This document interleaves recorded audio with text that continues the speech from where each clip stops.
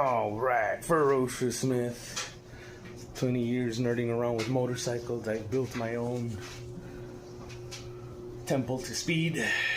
Entrusted with very nice toys, and once in a while I get to make a couple bucks because I know this shit. But like that episode of Futurama where Bender gets lost in space, we were going at the speed of light when he took off. We're never gonna catch up. So I'm not worried about you being my competition. So I'm gonna show you guys. The first story is we're gonna read these spark plugs. Off the bat, the rear looks different. That white color is a sign of ash, meaning that we could have a vacuum leak or we could have a clogged cylinder, a clogged injector I mean, and for some reason the rear cylinder is running lean. The front cylinder looks like they were both running rich at one time.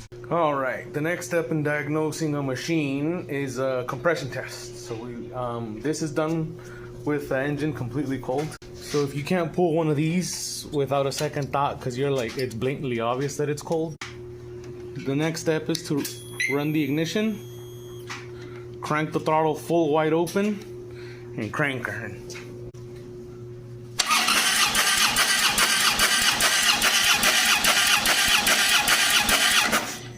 Oh, that's not good.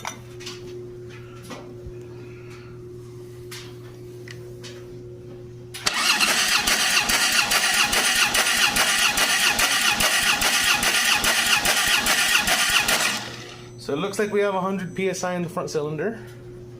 So crank her wide open. I'll run position and crank it.